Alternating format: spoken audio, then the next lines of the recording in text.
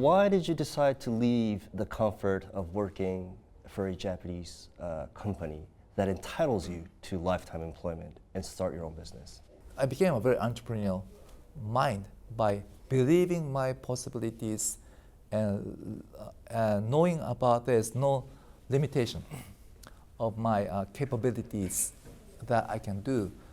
So that thinking has led to my vision of creating business schools for educating leaders and creating venture capital to creating next industries and also creating some kind of information disseminating body like publishing.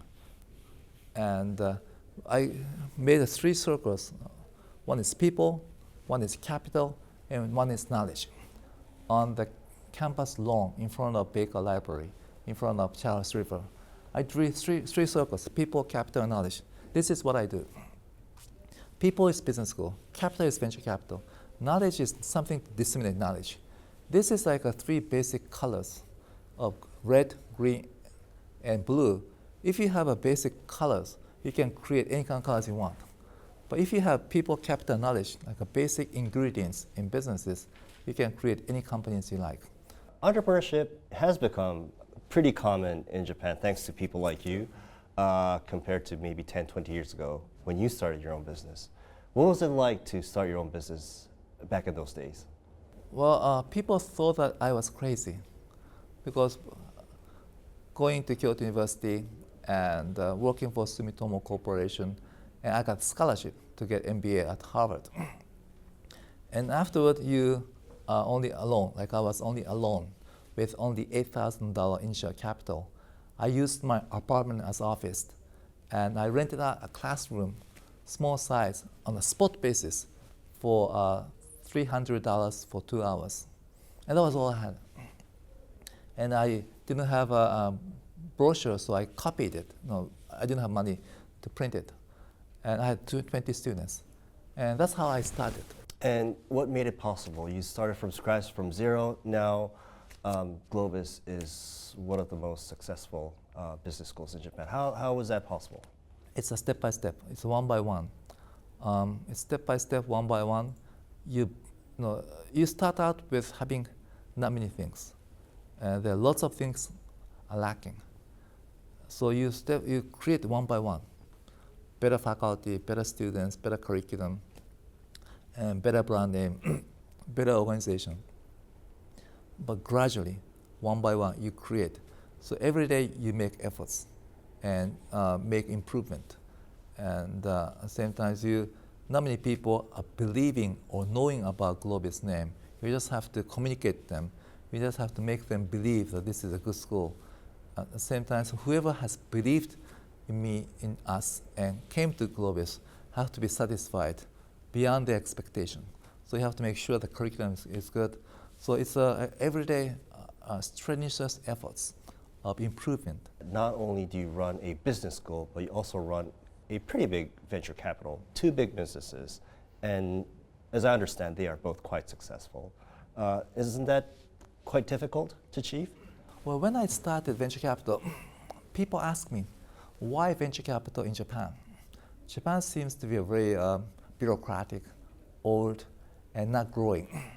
And where are the entrepreneurs come from? I always answer, I'm educating entrepreneurs in my business school. So business schools are the places for us to educate leaders, educate entrepreneurs, educate management team, and creating one of the ecosystem. At the same time, venture capital is the area to create next industries. So there's a synergies. One of the successful companies that's funded by our venture capital is Gree, which has become one of the Japan's major social gaming companies. How did you do that? When I started venture capital in 1996, you could not find many entrepreneurs. And best and brightest were not wanted to become entrepreneurs. Gradually, after 10 years, Gree, Mr. Tanaka, started a company. And he was working for a company called Rakuten. And Rakuten CEO is 2 years behind me at Harvard. So we are friends. So best and brightest started out the companies, and then create an organization, and some people started working for it, and he or she wants to become entrepreneur. And so that's where Gree, Mr. Tanaka was. So that will tell you that entrepreneurship has penetrated into Japan. And then he came to us that he wanted to create some kind of social networking system. And so we invested $1 million when the company was operated with only 3 people in an apartment, in his apartment. That company has become $3 to $5 billion market cap company. And we made 100 times return. $1 million investment has become roughly about $100 million. And he has become the second youngest billionaire in the world, only after Mark Zuckerberg of Facebook. Globus Group, if listed, is said to be worth several billion yen, if listed. Any plans on going public? No, the answer is no. Simply because our vision is to become #1 business school in Asia. And that has to last for 200, 300, 500 years. University, like business school, is long-term product, so that you educate leaders 20 years or 50 years, 100 years from now on.